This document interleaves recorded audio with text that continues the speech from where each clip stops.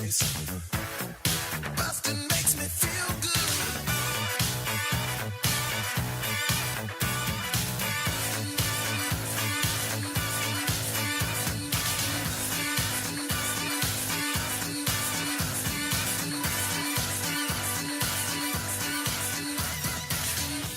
Hey, welcome to Blockbusting. We're back with another episode. I'm your host, Jay Light.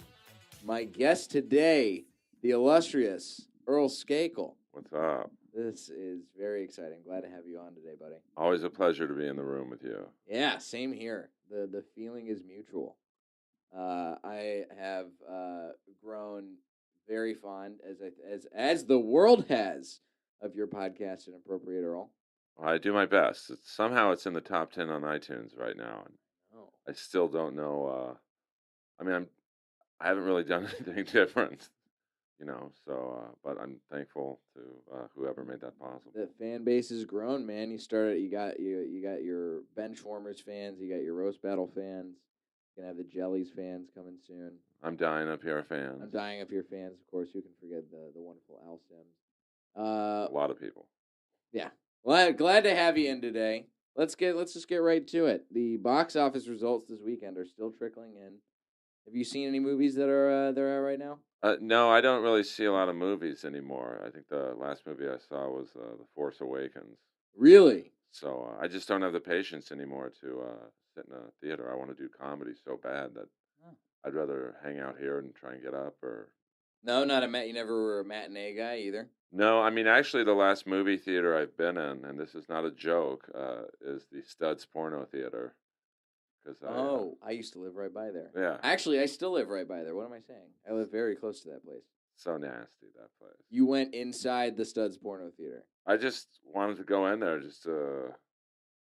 My curiosity for years was at an all-time high, and I got to go in there and see what goes on in there. So what's it like? It's like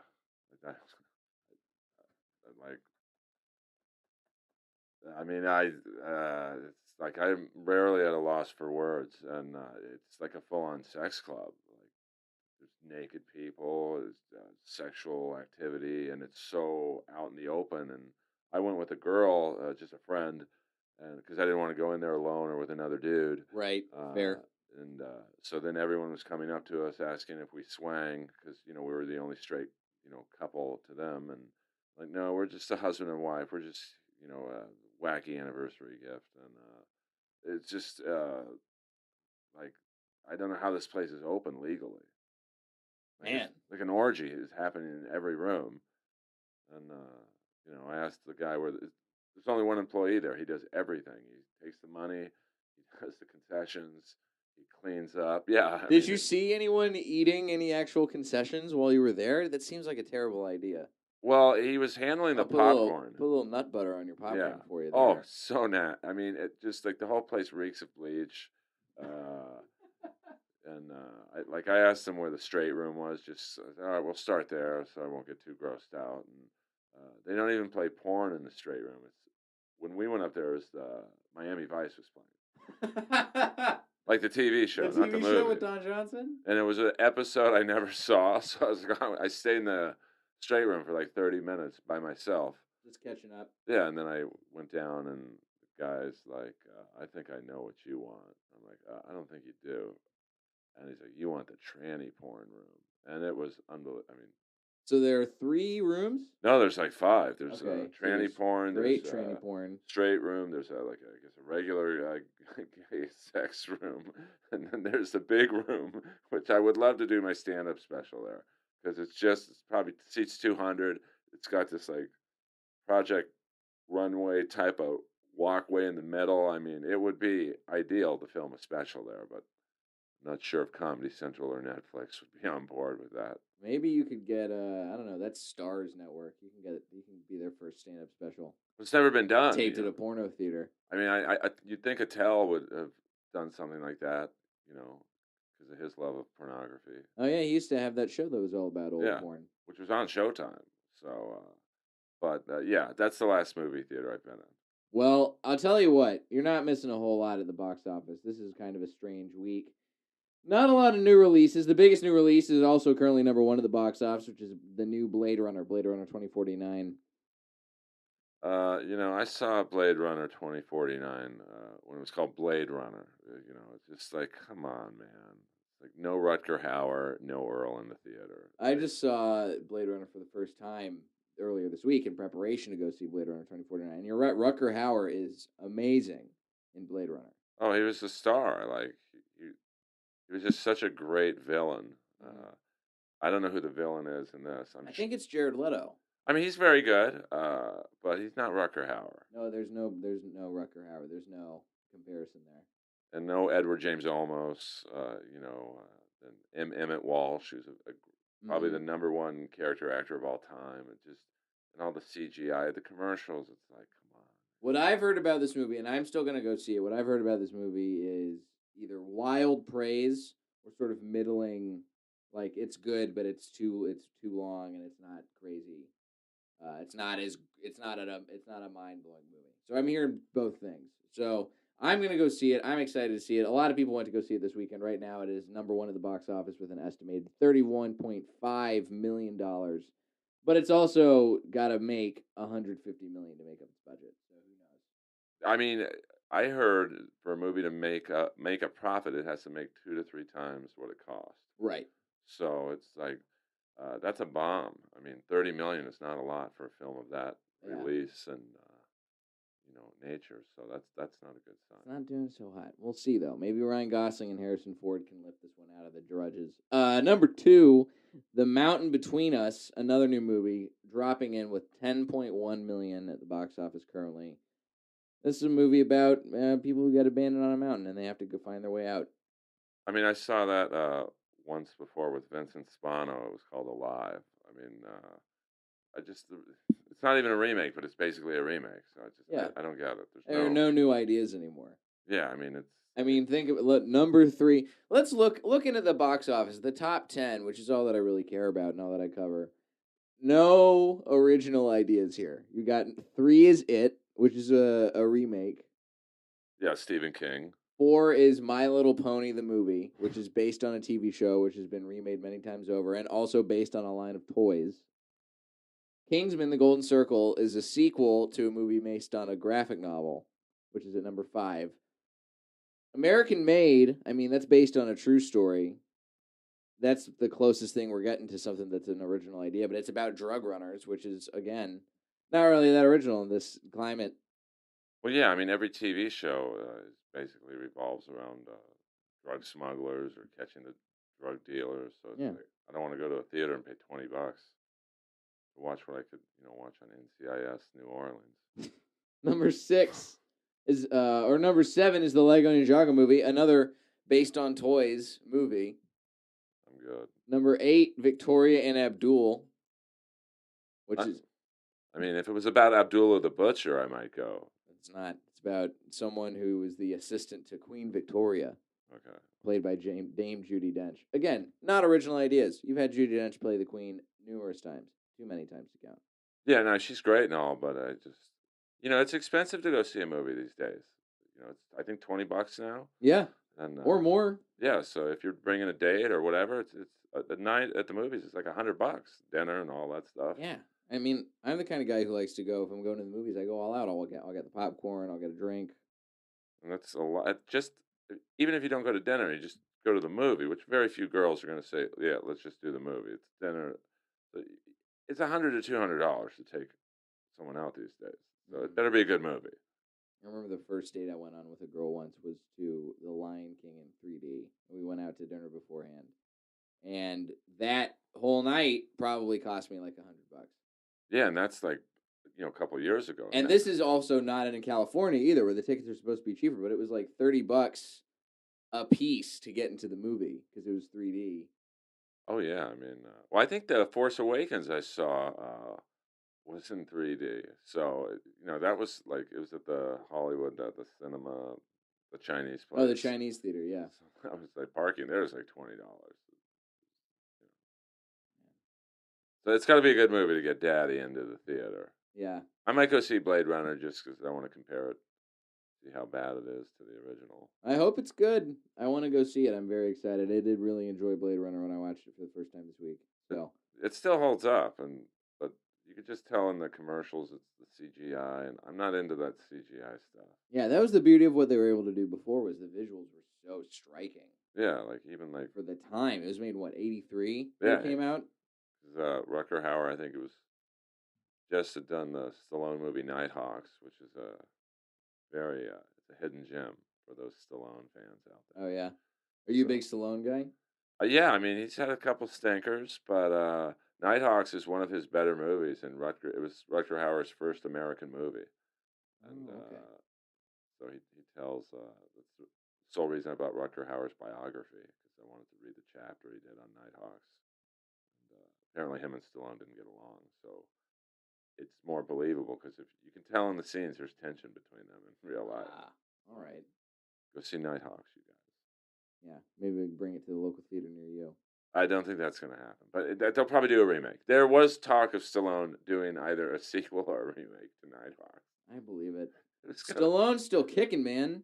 I mean, I almost had as my movie I hate the Expendables franchise because it's just about a decade too late to get those guys in the game. But I think the Expendables is a great idea, but I don't think they need to make it into a franchise. And they did. They're on what, Expendables 3 now? four Four? will be the next one. Oh my And God. I think they had high hopes for Ronda Rousey, like maybe not taking it over, but maybe being the star of the next couple. But that's not happening. I mean, going down the line, number 9 is a remake, Flatliners, the new Flatliners, remake of that 1990 Joel Schumacher movie. Yeah, I mean the original. It's like why remake it? It's like you're not going to get the charm that it's just Kiefer Sutherland, Julia Roberts. Mm. It's not. I don't know. There can't be such a devoid of creativity in Hollywood where they think, let's remake Flatliners, and they're remaking The Warriors, which is criminal. Oh, they're remaking The Warriors? I didn't hear about that. Yeah, and it's just like Can't do that. It's like come on. The Warriors has such a charm because it was done for no money. All the scenes had to be filmed at night because they had no budget to film in the daytime. So there's this grittiness that now they'll throw in CGIs of the baseball Furies bats with lasers coming out of them. Jesus. I hope not. Closing out the top 10, Battle of the Sexes, another true to life story, which they covered on your show on I'm Dying Up Here. Well, I live Battle of the Sexes. I don't need to watch it. It's your life every day. It is Battle of well, never mind. We won't get into that. Trying to be a better person. It's my goal to let go of the evil that lurks inside me. Yeah. Well, it's hard to in this place. We're recording the Comedy Store, as my listeners well know. This is a hive of darkness. I was at brunch earlier today for my girlfriend's birthday, and I told somebody I worked here, and they're like, "Isn't that place like a portal to hell?" I'm I like, think "Yeah, it is. I think it is." I mean, I've been here a while, and you just like the bar in Star Wars. There's just so many. Every scumbag in the world comes up here at some point throughout the night, and there's evilness. But that's what makes it so great. Yeah. Everyone wants to be passed here and not at other clubs because, I mean, they want to be passed at other clubs, but I think Comedy Stores like the Cellar in New York and the Stand. Those are the two clubs people want. There's other clubs, but same thing out here. It's the allure of being here. There's just something otherworldly about this place, I think. Yeah, I The mean, kinds of people it attracts and the kinds and how it really feels very chaotic. well, yeah, it's like they're not making a TV show about the Laugh Factory. Yeah. Could Except have, maybe about Dane Cook yelling at the manager and getting kicked out of the Laugh Factory forever. well, that could be another. That's a TV movie in its own. Might be a launch to restart his. I'd still like to have Dane Cook's career right now, but like, Oh yeah. he was high up on the food chain a while back, and now he's doing all right. Yeah, he's still eating. I mean, he was nice to me at Roast Battle, so I only talk. Can we swear on this show or no? Yeah. Well, I know I don't want to be gratuitous, but I only talk shit about people if they've wronged me. Dane Cook has never wronged me, so I would kill to have his career that he has now. I didn't even know that he was at Roast Battle. This is in Montreal. No, he judged my Road to Roast battle. That's right, against you and Jesse Joyce, who's an amazing comic and writer. I always want people to know that. But Dane, my only two experiences with Dane were through Roast Battle. The first time he was somewhat dickish, where I got him pretty good a few times, but they were baby jabs. I mean, Right. and he comes up to me after and is like, "Hey man, let's get together. I'll write you some better shit next time." I'm like, I don't know. I kind of like the stuff I had, to be honest with you. And then against Jesse Joyce, he was very nice. So, you know, I got no problems with that. He doesn't even know who I am. So. If they made a Roast Battle movie years later, who would you want to play you? Wow, that's a good one. I mean, can they? Do they have to be? Since it's a, I mean, who knows? I never. Let's say they make a Roast Battle movie next year. That it comes out next year. Who's playing Earl Skakel in the Roast Battle movie? They have to be living, right? Yeah. Let's do that. Well, you know what? Let's go total fantasy draft. Living or dead. Oh, if it's living or dead, without a doubt, Rick Rude would have to play me, the great legendary wrestler, who I essentially, when I do battle, am emulating. Yeah. Because he was just like this cocky heel with a great body and very quick. Yeah, very. He was more. He was like a rebuttal guy. Which is what I am. So. Yeah. His material wasn't the best, but he was great at the rebuttals. Just like me. So. Crossover stars, man. Who would play you? Who would play me? God, I feel like they would get. I mean, probably. I think it'd be great to have like Miles Teller. He's a great actor from Whiplash. I think Joseph Gordon-Levitt could play pretty convincing me. I don't think he's likable enough. With you, like you're so likable. Like you need someone like. I can't think of someone who's really likable in this business.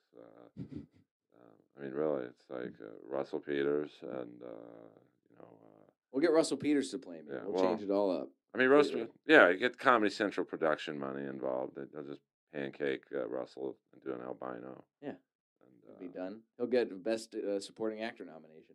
I mean, I love casting. Like, I've always been fascinated by casting. So, if my comedy career doesn't work out, which I'm still on the fence if it is, I would love to somehow be involved in casting because I have a real eye for, who should be a bad guy, who should be the love interest.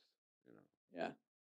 And I think that makes most movies, and not the A-list part of the show, but like the character actors, because they make any movie. Oh yeah, well because that's the most important part is you got to make sure the peripheral people are believable. Like if you did a roast battle movie, you'd get someone to play Jeff and Moses and Mike Lawrence and Hinchcliffe, and the Wave, but you want to really cast someone to do Haiti well, because Haiti's an essential part of the show. Mm-hmm. Is he the biggest part? No, but it wouldn't. And Meyerowitz, you'd have to get maybe that guy who's in that TV show, The Good Doctor, or whatever that show is. That new show? Yeah, about the autistic doctor. Yeah, get that guy to play. That's his magical power is that he's autistic. He's going to have to pack on about 200 pounds. Worth it, though. Yeah. And then that's a role. That's a memorable role. That's going to go on the reel forever. Well, it is like, that's an integral part of the show, what Josh does. So you'd have to, You know what would be great if we're casting dream roast battle roles? If Andre the Giant was around to play Josh Meyerowitz. Oh my God! Yeah, he would be perfect for it. It's similar body types. Yeah. And, some of the roasters you'd have to, cast very carefully. Yeah, because the whole point of roast battle, it's a very kooky, eclectic group of people. Yeah, it's as the roasters. It's a very group, motley crew. Oh my God, it's a group of people who would never be in the same room if it weren't for that show. Yeah. We'll wait for that movie. I don't want to hog up the show about it. One of these days. Here, let's get to movie news. Let's get to some actual movie news. So, the big story this week in the world of movies, kind of touching on some themes that I brought up in previous shows, Harvey Weinstein. Officially news, this is the latest Harvey Weinstein development, according to Variety. He takes an indefinite leave of absence from the Weinstein Company. And this is following dozens of allegations of sexual assault and general creepiness that he has been perpetrating over the years. ranging from things like naked massages, masturbating in front of people. He says he's leaving to get professional help, and he is his brother's taken over, the co-chairman. Weinstein says he's not going down without a fight. In a lengthy board meeting on Thursday, he made it clear that he intends to return. But here's the thing I think about this story is this is like finally all of the darkness of Hollywood is really starting to come to light in a very public way. Yeah, I mean, this has been going on forever. I mean, Mhm. I think Harvey Weinstein's the only executive to, jack off in front of actresses, and I had, Make them give him massages while he's naked and they're naked. and these girls are desperate, like, and there's a lot of desperate male actors too. I was, almost a victim of the casting couch. Wait, really? Oh yeah, I can't say Whoa. the studio, but like this guy was the head casting director of this particular studio. I mean, the head. And every show that they had on the air, he cast. And he, I don't know. This is when I first started doing stand up, so I think he might have seen me at some open mic or something, and Mm-hmm. calls me into his office. It's in the studio lot. It's like a beautiful, beautiful office. It's like the size of this whole downstairs area. He had a shower in there, and like it was like Gordon Gekko's office, Wall Street. It was like, wow, this is amazing. And he got me on the couch, and he starts talking. Oh, you got a great look and all that stuff. I'm like, come on, dude, I'm not that green. And he's like, hey, Earl, I ran a marathon this weekend, and my balls are bruised. And he starts taking off his pants. I'm like, dude, this ain't happening. And then, I left. And then I decided to give him one more shot. And I'm almost giving away who it is by this next story. So I go over to the guy's house in the afternoon. He lived behind I think, Beverly Hills Hotel. And he had this really cool movie trailer in his backyard. I'm like, oh, wow, that's cool. He's like, you want to go in it? I'm like, well, I mean, not really. He's like, well, David Duchovny gave it to me. And I'm like, oh, okay, yeah, I'll check it out, because I'm an X-Files guy. And, there's a show that Chris Carter did after that called Millennium, which is like one of my favorite shows ever. And so I go in there, and it's pretty nice. And then he comes in and shuts the door behind me. I'm like, dude, unless you want your next casting session to be in a wheelchair, you better let's go out, dude. I'm out. So I'm sure, like, See, well, and that's the thing too. It's like this city and this industry in particular has a knack for trying to get people sold on a dream, oh yeah, right? And so if you have all these people who are coming to town and are being told that their career depends on this, that they're never going to work if they don't do these things, or they're just getting people in power, because this is not the only thing. Harvey Weinstein's not the only guy getting under fire this week, too. You got Harry Knowles a couple weeks ago. You got the guy from Screen Junkies, Andy Signore, is coming in as well with his own slew of allegations and things that are being said about and screenshots and DMs and stuff being shown around. It's these positions, these people in power are abusing their power to people who either feel like they can't do anything about it or are too afraid that if they do something about it, they're not going to work.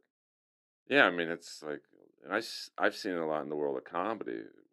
Headliners. I'll take you on the road if you fuck me, and it's like if you're a younger comic, you're like, wow, when am I going to get to play a big club like this anytime soon? So it's all across the board in this business. Music industry, it happens, especially with female artists, and it's an awful business, and people really take advantage of your desire to make it. Yeah. But it's always going to be like that, as long as you can, the power of pussy, or if you're in the Pussy's a gateway drug to dick. yeah, Or dick. well, it can be. I'm not quite there yet, but No, it's okay. I'm close. But We're in good company. but I mean, the power of making your dreams come true. Yeah, I'll fuck this guy, and then as soon as they fuck you once or twice, they want the next girl. You're used piece of meat to them. Once you fuck them, it's over. 'Cause Yeah. then they have no reason to help you. Mm-hmm. What is these girls gonna? Yeah, if you don't keep fucking them, you're not going to get helped. Yeah, and you're not going to get helped anyway. Yeah, Like, that's so that's it's the like, other thing. what do you do? Because you're disposable. But if you're like, off the turnip truck from, say Saskatchewan, and you come out here and you meet Harvey Weinstein or like the dude I met, it's like you're in this business with blinders. And you don't see the bad, you just see the good. Oh, I mean, does he really think does this girl or any girl really think if they fuck Harvey Weinstein, they're going to be in the next, Star Wars movie or whatever? Who knows, man? The real question here, I think, and this is, I'm asking you this because you've been around this industry a lot longer than I have, and you've been in this town a lot longer than I have. Do you think that stories like this coming out and being brought to light are going to do anything to change the culture? No, it's just people will be more careful. Like, you won't DM a girl, hey, what are you wearing? Let me see your whatever. You'll just, there's certain phone apps I know of. Of course, I would know of them, where it's, a lot of people don't message anymore. There's, I don't want to say the names of the apps, but there's apps that delete your messages instantly. Like you have like 20 minutes to read them, and so you can't. We're talking on a more advanced level than Snapchat, even. Yeah, it's like makes Snapchat look like AOL. They really like. So that's why I think executives and whoever's doing this stuff will go to like, hey, message me on this instead. Man. Yeah, I mean, I don't even like messaging people anymore. I mean, I'm not creepy. Like I'm not saying I haven't been creepy, but like, imagine if you're not creepy, you don't like using these things. If you are creepy, you're really on the DL. Oh, fuck it. Maybe I'm creepy. I mean, it's a bleak industry, man. It's a cold business, It as wa- you so often like to say. But it's true. Like, you could be on top of the mountain one day, and then, you could be on a TV show, and, it gets canceled, or a movie doesn't do well at the box office, and you're back to square one, and someone like Harvey Weinstein, or, that Ryan Singer, or what was this guy's name? Bryan Singer. Ryan. Yeah. I'm sure Ryan Singer did it too. Ryan Singer's a comic I used to know. Bryan Singer's a very funny comedian. Very, Yeah. very. I love watching him work. He's super funny. But, like, didn't that guy make like Spider-Man movies or something? Bryan Singer made X-Men. Right. So it's like, can you imagine? I mean, who knows what he was floating in front of these guys, kids? Hey, you want to be, wear a funny costume and meet Tobey Maguire? Sure. Oh, sorry, we just casted it. Sorry, I forgot. Well, I hope that the culture changes. I'm not surprised, and I don't know if it will, but I hope it does. I think maybe this will give, hopefully, women and men who find themselves in a casting couch situation will feel more empowered to step up and stand up for themselves and say no and not feel like their career is in jeopardy. But this all remains to be seen. So who knows? I really hope that that something does change, and that's all I can really say at this point. I don't think it will, because there'll always be dreams. There'll always be new people coming out here. It's like one of the greatest video examples. I know this is a movie podcast, but there's a Poison video called Fallen Angel. And it's about a girl who comes out here, pursue her dreams. She gets hooked into this guy trying to do the Weinstein to her. And it all works out because she rides off with Bret Michaels in the end. And the last shot of the video is a bus pulling up with another girl coming, from, Idaho or wherever. Oh, man. So it happens every day. Someone moved out here to L.A. today to become a paid regular here at the Comedy Store. And I hope they listen to this podcast and realize, hey, you should just go back home and go work in air conditioning. Go work in an HVAC place. Yeah. We got enough comics here. If you moved out here, hit the bricks, toots. But, I mean, I will say here, there's no, I think here it's actually the people in power actually, you have to actually be talented, too. Yeah, I agree with you on that. You're not, there's going to be no whatever here. Like, you will be passed here, or you'll get spots here based on you being funny and nothing else. Yeah. Everyone has girlfriends and wives and whatever here, so there's no shenanigans here, which I find it refreshing. Yeah, I think that's a really good thing. I think that helps keep the club in a good place, is knowing that there is not any funny business going on in that regard. Because there was beforehand with certain individuals who not necessarily sexual stuff, but like, some people were lovers of the marijuana, and I mean, I know of one person in particular who was passed here because of their handoffs to certain people. Mm. So, and I'm sure this person was being taken advantage of by someone in particular. Give me some weed, I'll get you some spots, blah blah blah, and then Yeah. so hopefully it changes. But I'm a negative person in terms of thinking that Hollywood's going to change and not rip off models and female comics, male comics. A lot of gay executives, so it's almost as bad for you're a young, good-looking dude. I got giant lips. Yeah, I mean, your lips to a gay executive would be like, I mean, it's the real deal. I mean, I'm probably a little out of the age range of most of these. You never know, though. You got that dick pic on your phone. Just show them that. Keep that as your background, ready to roll in case you ever find yourself in that situation again, and maybe they'll help grease the wheels a little bit. Well, I mean, whatever it takes. But luckily, through the Comedy Store mainly, I don't have to think about doing stuff like that right now. But you never know. All 3 shows I'm on could be canceled tomorrow. Yeah. And then, I'm lucky. I've been in positions where I have had gay men come on to me in the city, and in my earliest years of being in LA, and it did not. I did not find myself too far down the road where I was like, did not feel like I could get out of it, and did not feel. I felt threatened, but I didn't feel like I was unable to remove myself from the situation, which is something that it seems is a big task. yeah. And it's a hard place to get out of. So I'm glad that I did not ever feel like that. I'm glad that you did not ever feel like that. And I hope that other people who find themselves in these situations can find the strength to get out of that.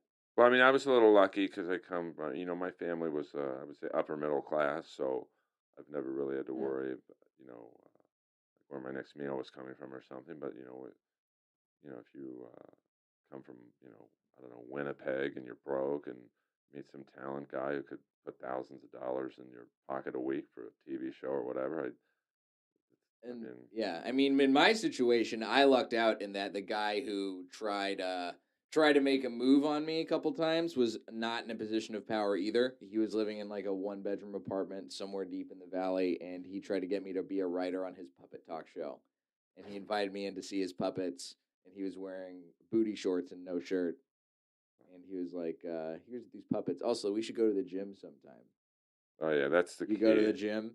I was like, "Oh no, what have I gotten myself into?" Yeah. But he did the thing. He had nothing he could offer me. I was already poor. I was living in a condemned house. I was eating chili and rice for most of my meals, and he wasn't offering me any kind of upgrade from that. What's even worse? So I'm not gonna get fucked in a steam room for a lateral move. Yeah, well, I mean, it's just. I mean, I've been doing comedy for 18 years, probably auditioning for commercials for maybe even longer than I've been doing comedy. So, no type of casting experience I haven't seen, or seen done to my friends who were like didn't have maybe the financial whatever that I had at the time, and you just you give them advice, but they're broke and desperate. I'll just take a meeting with this guy. Let's read a script at my house at midnight on Mulholland. Oh, okay, so. Always ask for references. I always tell all these young comics I see here, they're usually female, but I'll try and help. Say someone like Kenny Lyon, like, hey, if someone's ever given you their agency card or whatever, you know, I know them all in this town. Let me see it. Like I don't think she would mind me telling this story, but I was watching Show Up, Go Up here a couple weeks ago, and Allie McCoskey was on stage, and she's very young, 21. She's Yep. very funny. Yep. And this creepy old black dude comes up to her. This guy literally had sandals, like holes in his pants, like a Hawaiian shirt. And he's like, "Give me a call. I can make your career." And he was being completely serious. And I didn't, say anything to her because the guy was kind of loitering around her. But it's like, come on, dude, you're wearing sandals and you have holes in your pants.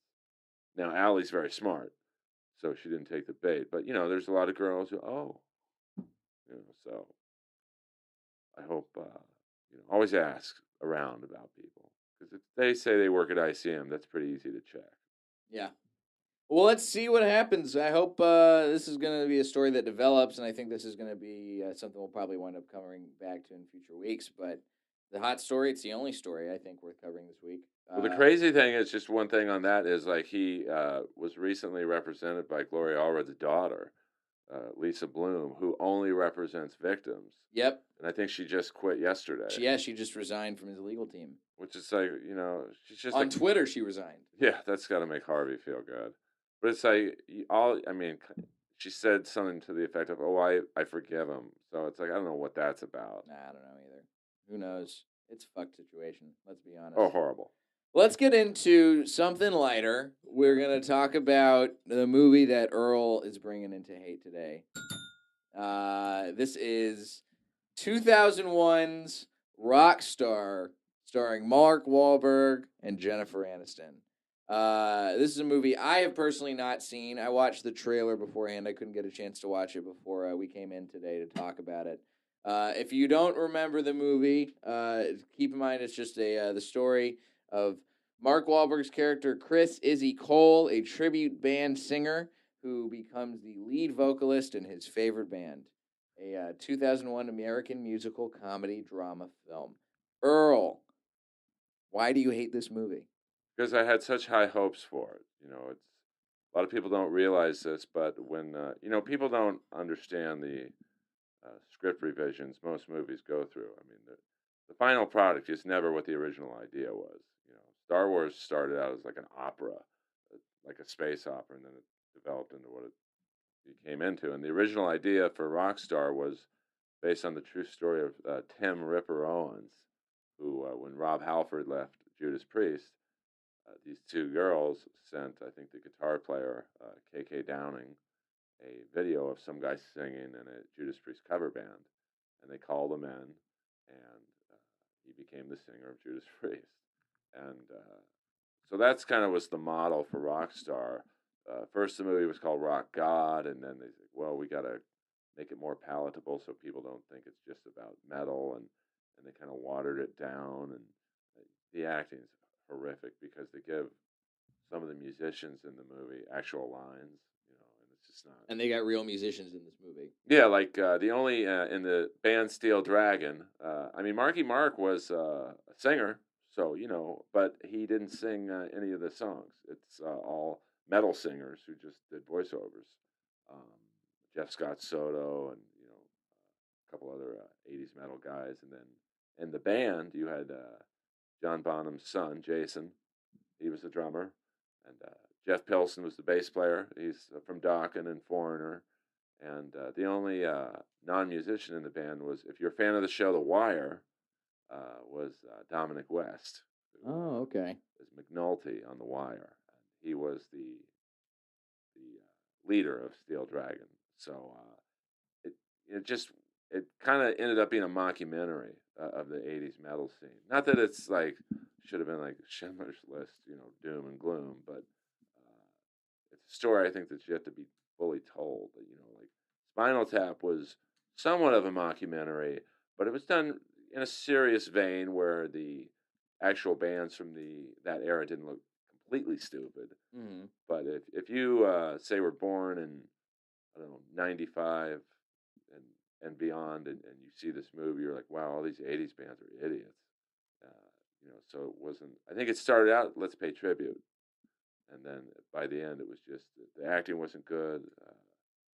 Dominic West tried hard, and Marky Mark gave it a full, he gave it a full effort, and he looked the part, but it was just a bad script. The songs were good, but some of the songs didn't fit the era. Like some of the songs had come out after that era had passed. So, like there was an AC/DC song from the '90s.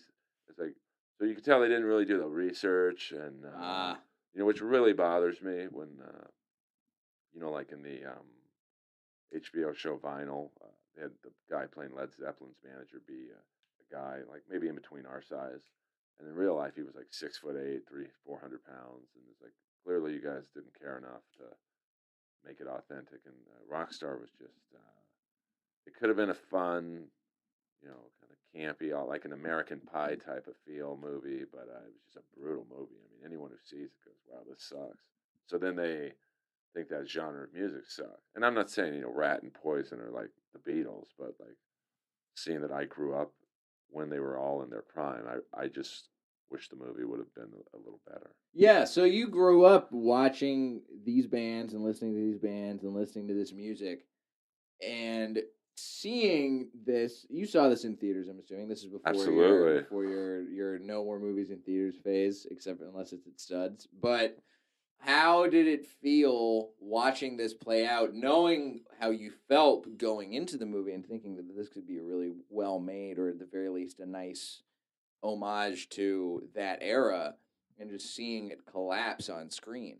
What started off good because they show the the cover band that Marky Mark is in, and I think the singer from Third Eye Blind.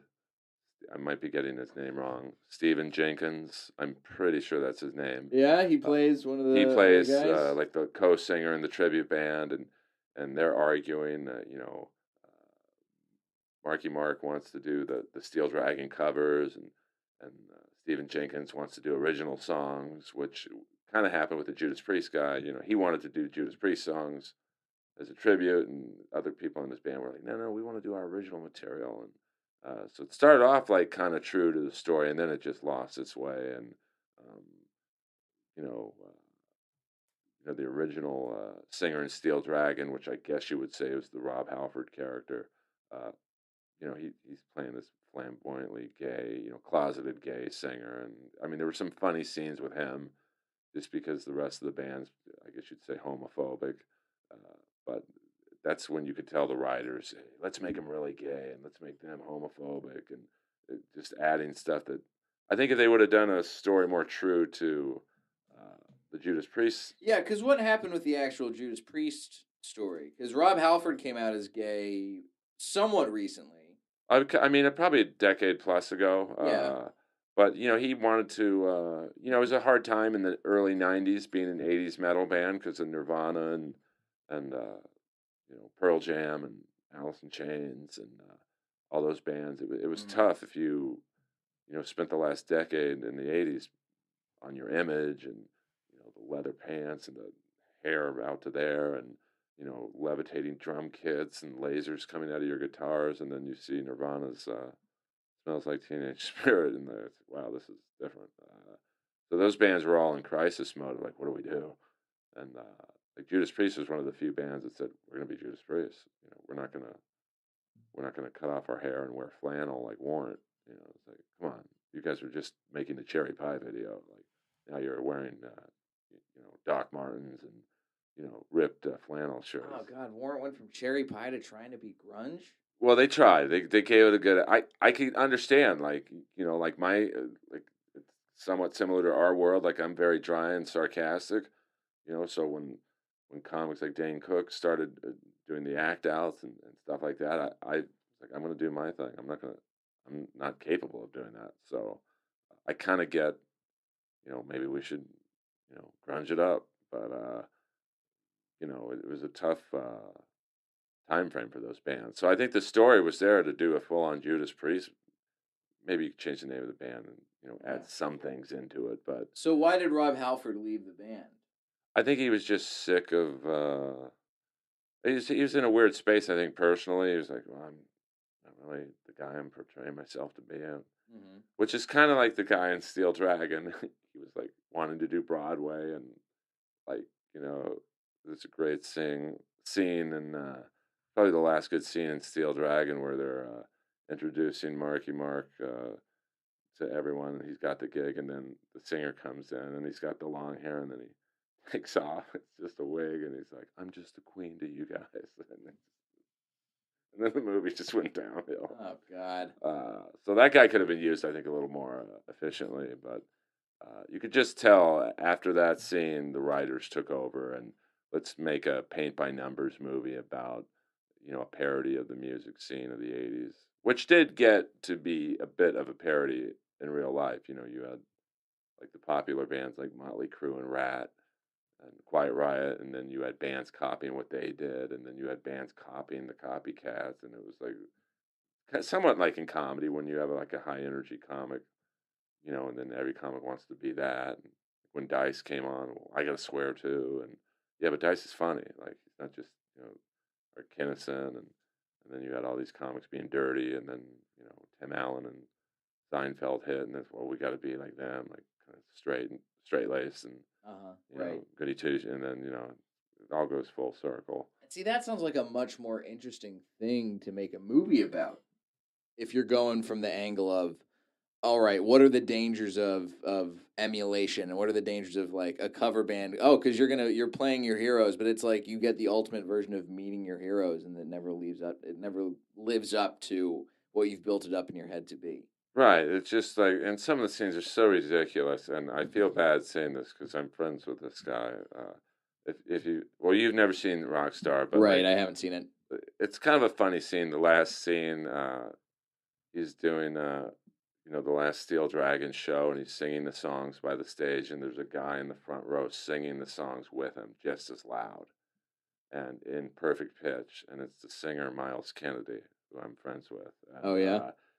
So Marky Mark pulls him up from the crowd. They go backstage, and he's like, "It's your show now." And so then the other singers and the band doesn't it made no sense. Wait. So yeah, what happens in the movie? What's the plot? What happens? So they pull Mark Wahlberg, they pull Marky Mark out of obscurity. So yeah, they pull Marky Mark out of obscurity to be the singer in this kind of Bon Jovi-esque rat band called Steel Dragon. They're the biggest band in the world. And then a couple albums in, there's a scene where Marky Mark comes back from, they took a break in between tours. He comes back with his own lyrics and his own album cover designs. And the Dominic West, who plays the leader of the band, is like, no, we're glad you're enthusiastic, but we write the songs, which is kind of how they do it in Judas Priest. It's the two songwriters are the guitar player and Rob Halford. But so this is where they started once again taking creative liberty with the original premise of the show. So then Rob Halford's like, I write the songs, you sing them. That's it. We don't deviate, because when we deviate, one fan leaves, two fans leave, and then they become Rat fans. So it's a little zinger, a little roast joke towards Rat and that. And then he gets disenchanted with that scenario, and then he has a talk with the manager. The manager, I don't know his name. He was a heavyset Englishman. He was the star of the movie. He was really funny. And because I used to... Timothy Spall. He was the best part of Rockstar because... I know a lot of rock managers because I was lucky enough to date the manager of Motorhead for 6 years. The female manager.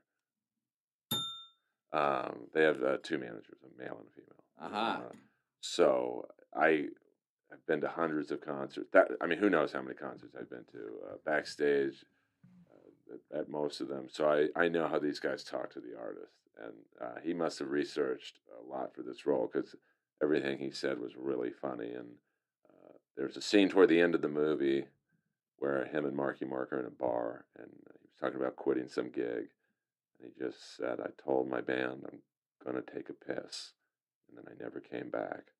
So that's the final scene in Rockstar where he gives the mic to the other singer. He's walking out the door, and the manager sees him. He's like, where are you going? Marky Mark says, I'm going to take a piss. And he knew what that meant. So he's like, I'll see you around. And then they show Marky Mark going back to Seattle because Jennifer Aniston had moved back there. She was Jennifer Aniston's the love interest. Yeah, she was a love interest. She would go on tour with Steel Dragon. And at first it was kind of cool, the lifestyle, because you're going to all these wacky parties and, group sex. And, it's obviously fun being on a tour bus and all that stuff for a minute. But it gets tiring. And so she went back to Seattle. And so Marky Mark goes back there, and he cuts his hair, and he starts trying to do what Warren did. He changed his image completely, and he started I guess being an acoustic singer, grunge type songs. So and then he meets the the co-singer from the original band, the Third Eye Blind guy. Man, this sounds like it could have been such a good movie, and then it just fell apart. I mean, it looks like it was a box office bomb. They made cost $57 million to make worldwide. It didn't even break $20 million. Which is horrific. Horrific. Couldn't And even barely make a third of its budget back. it's kind of got a cult following now, but it just, even with a cult following, it's not, like Slapshot, the hockey movie, has a cult following. It didn't do great at the box office, but it's probably made 20 times what it costs to make in Right. DVD and Netflix and all that stuff. And Rockstar's always on cable, like it's always on a couple times a week. So it's kind of, people, I think, have grown to love it. It's almost so bad it's good. But if you're a true fan of that particular music scene, like I was and am, many of you know, I mean, all these shootings that go on in the world, they are not going to shoot at the singer from Rath's solo concert at the Whiskey. There'll be 8 people there. I got a question for you. As a fan of the genre, what do you think? What if they were to make a movie about a band? If they're going to make another story based on real life and do it right, what would you like to see? I mean, I look at movies as almost unrealistically, because I want to see the real story. I don't necessarily care if it's that interesting. I want the real, like, whenever they do a movie about a book, I want to, like American Psycho, the movie was much less graphic, if you can believe that, than the book. I believe that. But, I guess if you did a realistic version of that book, you'd have to have a double X rating. So, I mean, Guns N' Roses would be a great story, especially, you take them, they were so broke at one point that Steven Adler, the drummer, was blowing guys on Santa Monica Boulevard for cocaine. But, could you put that in a movie? Well, maybe now you could.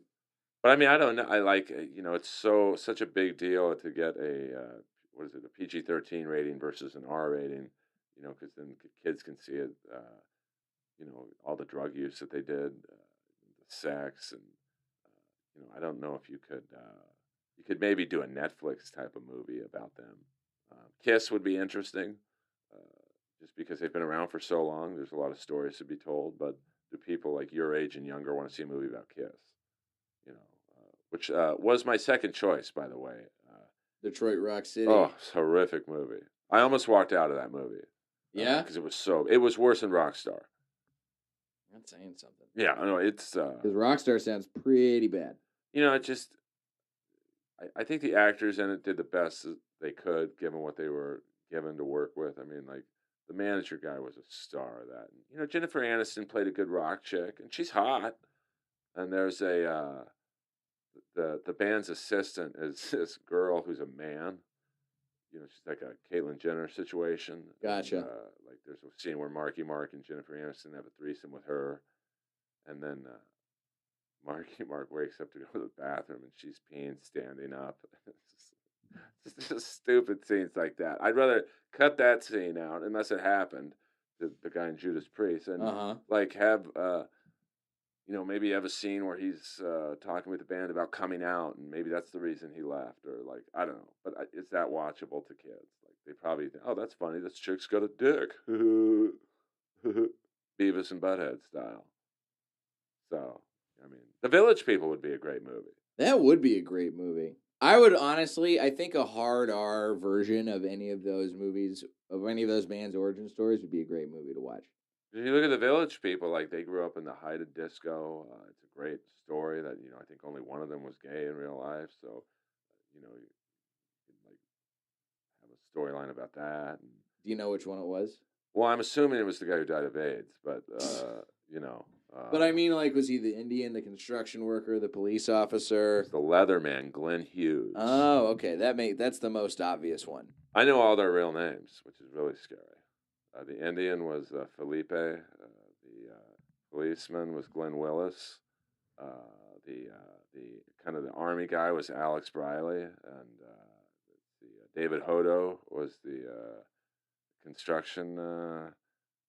Yeah, a construction guy, and then Glenn Hughes was the leather man. They had He was two the- cops. and he was the gay one. Well, he He died. died of AIDS. Well, actually, complications of that's a cover back then when someone would die of AIDS. He died of complications of, you know, Of butt sex. yeah, basically. Well, yeah, more or less. But